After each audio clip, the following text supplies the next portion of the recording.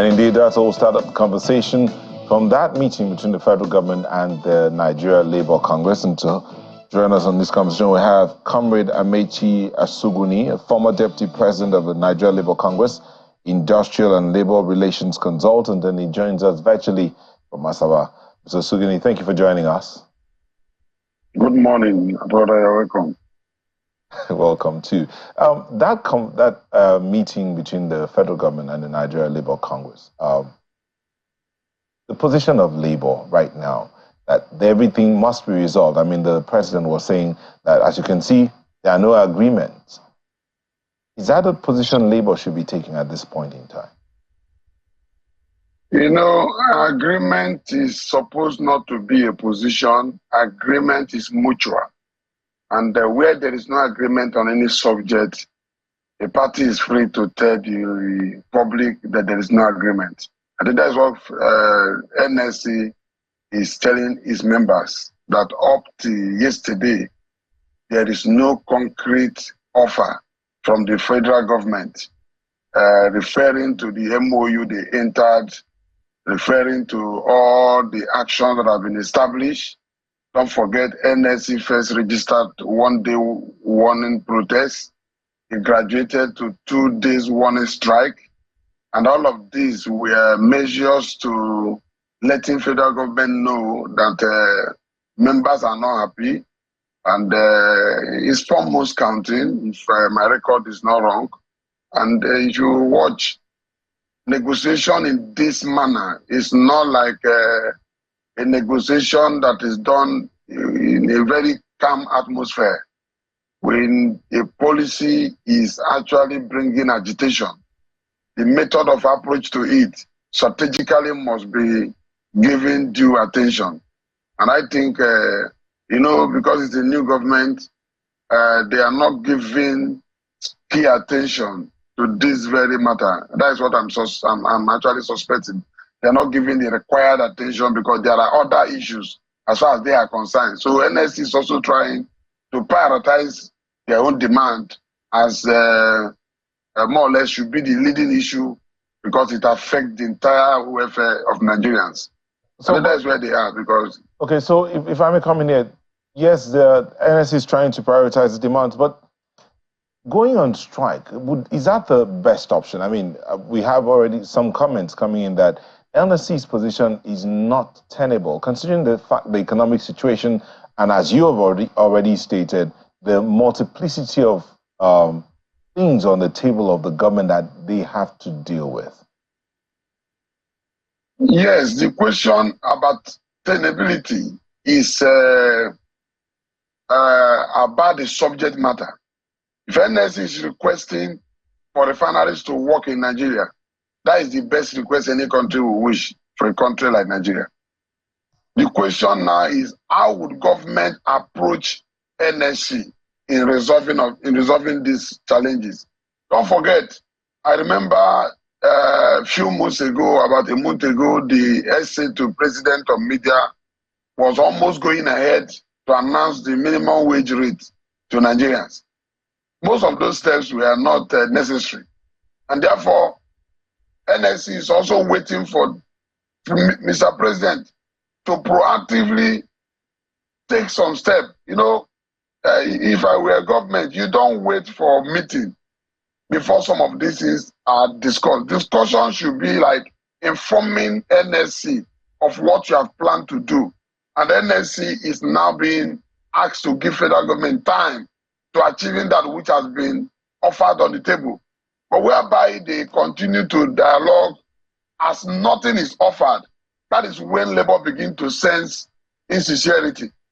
So when anybody claims that NLC position is unattainable, the question is, the person may not even know the position of NLC because there's nobody that will say request for refinery or guiding your palliative to meet the intention is unreasonable. Don't forget, federal government has moved this palliative to the state.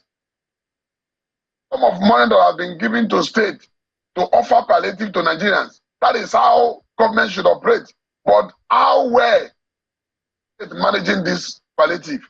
So, what is the monitoring strength? Sorry, Mr. Supani, if the palliative distribution has been moved to the state, as many would say it should be, why is the Labour Congress not looking at the states? Why are they not meeting with the Nigeria Governors Forum, for instance, to say, what you're doing, you're taking time? Why are they running back to the federal government that had already said 5 billion has been given to each state, has been promised to each state, 2 billion has already gone forward? Shouldn't the NLC be sitting with the Governors Forum to say, what are you doing with what has been given? Why go back to the federal government? NLC is an institution known to defending Nigerian workers' welfare. And don't forget, labor issues are centrally discussed. And the only centrality to labor issues is federal government. NLC did not give money to state government. Federal government did so. And therefore, when NLC engaged federal government in turn engage the governors.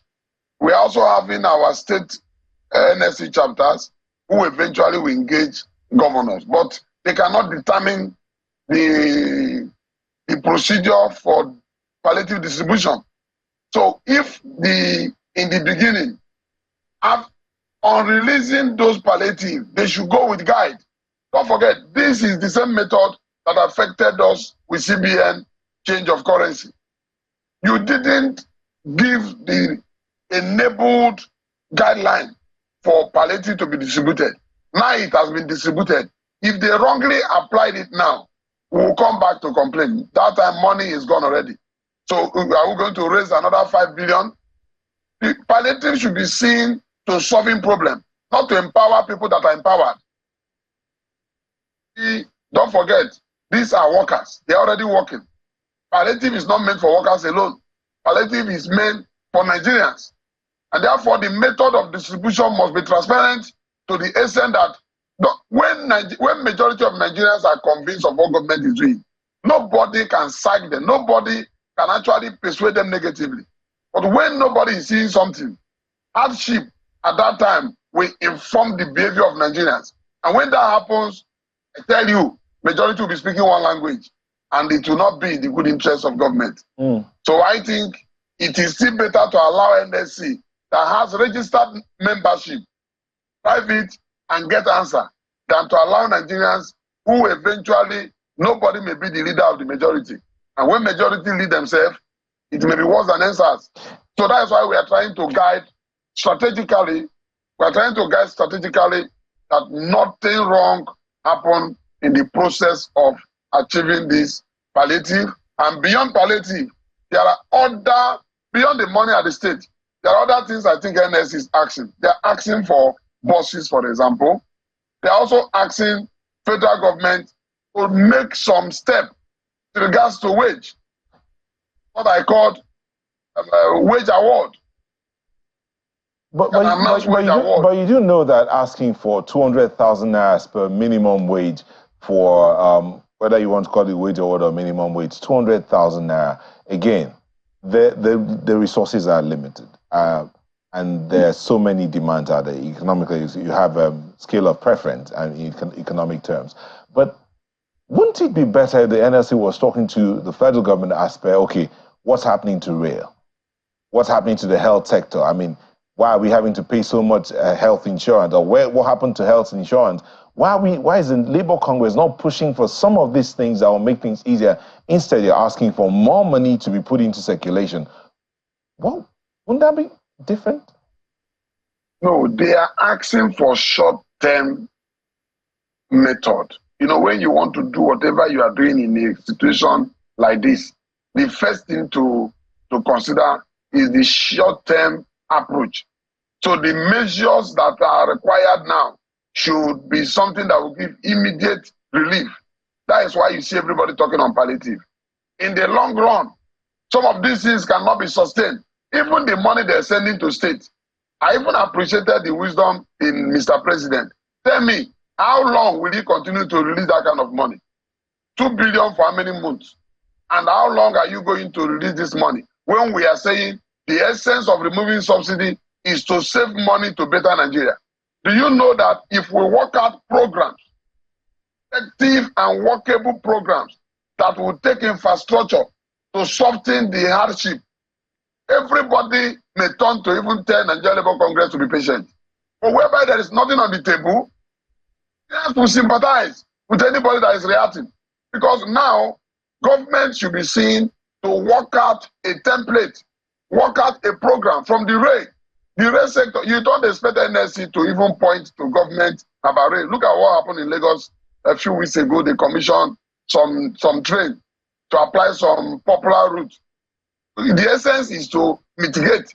And when you see government being proactive, they're also making money from it. No matter what we call palliative that is not going to pay for itself will fail in the long run.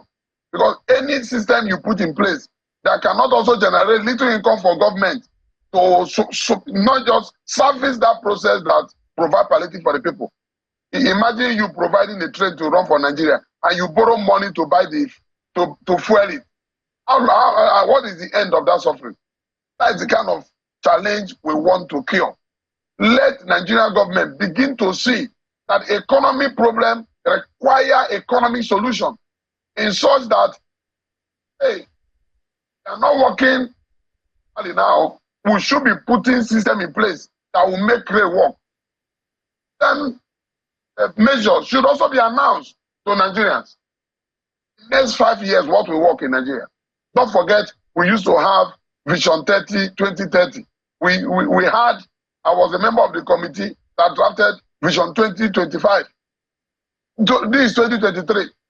That vision cannot even survive if nothing is done by this government in the next 20 years. So are we going to continue in this theoretical assumption of what we want to be when we have no physical indices to achieve? Well, just 1 second, Mr. Sugune. I'm very glad that you mentioned that, there was a plan, a 2025 plan, a target 2025 plan of sorts. And you said that you were part of that meeting. And that you would know, of course, that that's not the first time we're having that kind of conversation, creating visions and targeting a particular year. From your experience in the build-up to that particular plan, maybe this is just on the side, what were the issues you recognized could have stalled previous plans that are probably affecting this particular one you're talking about? The plans, if I get you right, some of the things I saw that are hindrance to Nigerian achieving their targeted goal has been inconsistency with policy. Has also been that we don't know how to continue from one government to the other. Every politician wants to register his popularity, and that alone kills vision. We should be having agenda for Nigeria, not agenda for Mr. President. And whereby this is not made a priority for a country. Do you know that we are supposed to legitimize the agenda goal of Nigeria to the extent that irrespective of the political party that wins the election, drives Nigeria to that very corridor? That is not happening in Nigeria. Okay. So those are the challenges we are suffering. Well, we're looking forward to that one happening. But then Nelta asked you the other time about the refineries and the promise that the federal government has made. But then there is also that response that came from former President Olusegun Obasanjo, who said the refineries will never work because, according to him, when he tried to engage some oil majors in the country, they refused to run the refineries because, according to him, what they told him was that there is too much corruption in refineries. And so is this a fact that is known to the NLC or to the labor movement? Because if this fact is known, it would seem like the labor movement is aware that the refineries will never work, but just wants to hold the government by the jugular. No, the question is about responsibility and accountability. Who does what in this very issue of refinery? If government identify that refinery will not work because of a particular problem, it means they will address the problem. Nobody is most powerful than government. Government should be able to address corruption if it exists. That is the essence of the instrument to fight corruption in the country. So even though we identify that corruption exists. The cure, but government should do so. So we believe that that may not be an excuse to further delay the reactivation of refineries. Because if we continue to keep refineries in this order, there are workers in these refineries that are being paid salary for doing nothing. Because we have not heard about shifting of workforce of refinery to another sector because eventually refinery is not producing. Who has asked federal government that question? How can you have a facility with billions of dollars not working and you still have comfort in exporting your... Do you know that the price of fuel, high price of petrol cannot be regulated anymore, and therefore it keeps going up to the extent that they are already foreseeing to up very soon. Well, Mr. Sugodi, anytime dollar reacts, there's possibility of hiking price of petrol. It's interesting and that you we can't continue like this. Yeah, it's interesting that you mentioned that the refineries are not working and their staff in those organizations, they get paid by the day. Aren't they members of the NLC? That is the problem. They are. The question is, are they to feed themselves what to do? The law says a worker will make himself available to work, and your employer should now therefore deliver those activities for you to serve. Now the people are ready to give service and nothing is being rendered for them to work on. Okay, suppose, what would they do? On the same issue, suppose the federal government decides to privatize those refineries. Will there be a pushback from labor? Because there are those who would remember that there's been that pushback before. Yes, intent. Intent is what begets reaction. If you want to privatize refinery, what are the examples where you have privatized earlier before, and it succeeded? The fear of federal government failure in privatization has made labor to always resist. Look at what is happening to power sector that was privatized with the idea that 2-3 years to come of electricity will be cured. Unfortunately, we are still spending where we are privatized. That is what is happening to subsidy again. We have removed subsidy, and before you know, we will spend the equivalent of the same money for palliative, because certain people want to turn palliative like what happened during COVID-19 as a means of extortion. So some of these things, that every opportunity that come against the masses, politicians open it as a door for income making. It should be stopped. Every politician in power sees opportunity to help the poor as opportunity to reach themselves more. So these refineries that are not working is also feeding a lot of costs, to the extent that maintenance budget is being released and nothing is being done to the refinery to work. So the question is, all the billions of naira released over the years now, where was it used? And who can quantify the amount of effectiveness to the refinery even as we speak, compared to how it was 10 years ago? All right, so in all of this conversation, of course, we know that the federal government and the labor are continuing negotiations. Hopefully before the ultimatum given, the issues will be resolved. Given the list that labor has forwarded to the federal government, what, in your opinion, in the name of negotiation, would be that zone of possible agreement that, okay, if we get to this particular zone, there is a possible agreement between the federal government and the labor? What compromises would you say the federal government and or labor should make for us to come to that zone of possible agreement? Yes, personally, I want to see a government that will make holistic offer to labor. There is what they call concrete plan. When government develop a template that shows to labor its plan to activate refinery, not political, its plan to effectively guide this very palliative in such a way that it gets to the poor, and for workers, the money being distributed at the state level, they shouldn't target the workforce. Rather, the president should make a pronouncement, award, to pushing the effect of this very subsidy removal. These are steps that when you take, it become a profit to labor itself that you did not negotiate and you are being given this. No need to rush into negotiation of minimum wage that will be due in 2024. They can only put instruments in place now to start negotiation in due time so that before the expiration, it will take effect smoothly. But as to pushing the effect of now, minimum wage negotiation cannot push in effect because already the income is eluded. Therefore, what you should do now is make a pronouncement. It's allowed by law. Mr. President, part of the wage increment can come by pronouncement. And this wage award, let him release that to labor. Let them design a template that shows ABC plan of federal government agenda to curing the hardship caused by subsidy removal. This is not the only subject matter we should be addressing in Nigeria.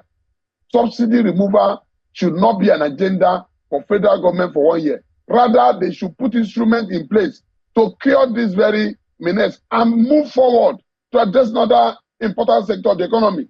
Otherwise, we'll continue to deliberate on this matter, and then Nigeria will lose focus on the true governance. And I don't think Mr. President came into power only to be talking about subsidy with labor. The essence of telling Nigeria that subsidy is removed is to tell Nigeria what he wants to do to resolving the challenge in which subsidy in the first place was put in place. That is to make refineries work. May come in here, Mr. Suguni. Put this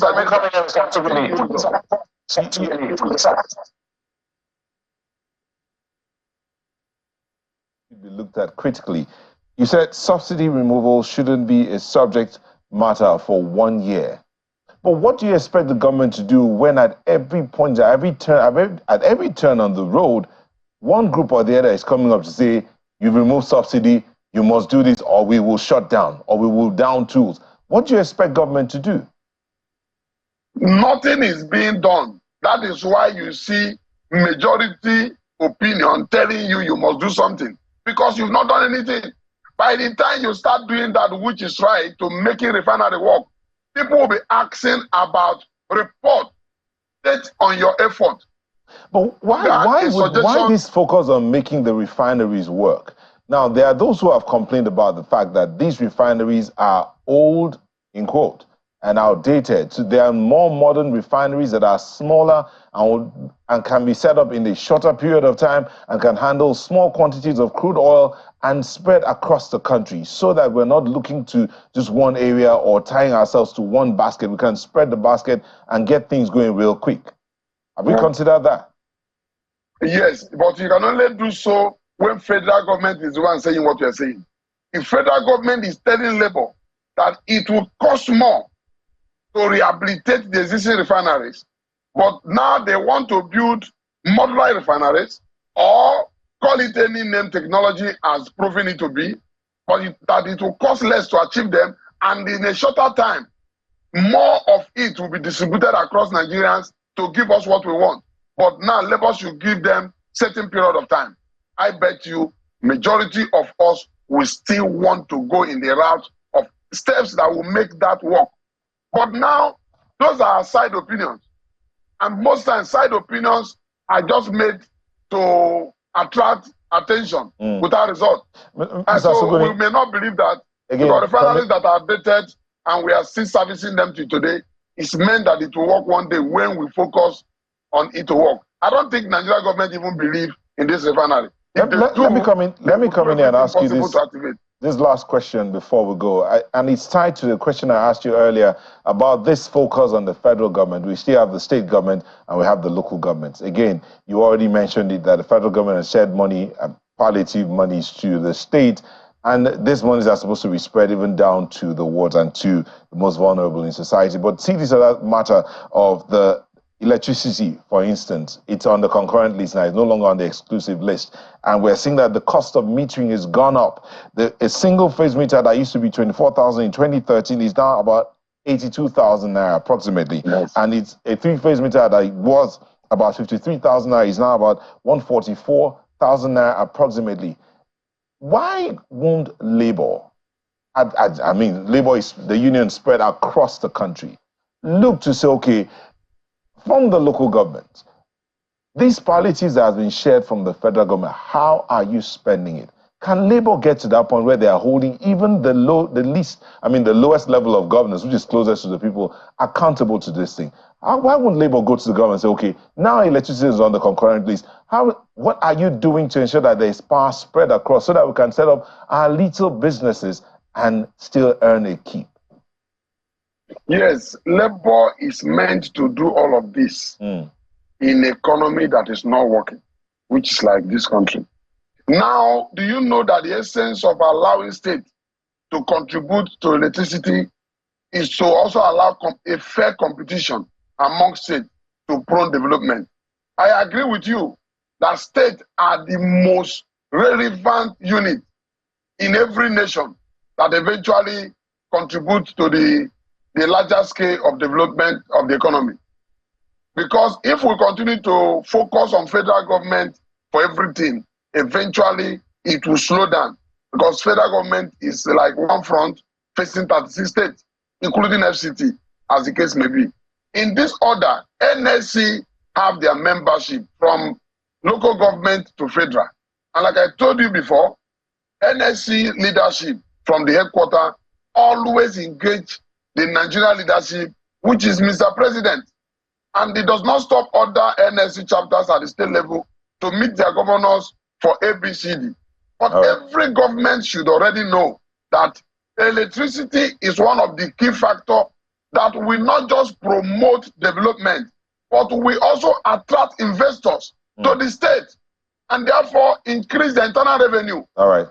Thank you very much. More income for themselves. Thank you very much, Comrade Amechi Asuguni, former Deputy President, NLC, and Industrial and Labor Relations Consultant. Thank you for speaking to us on Sunrise Daily this morning. Thank you, my brother. You're welcome.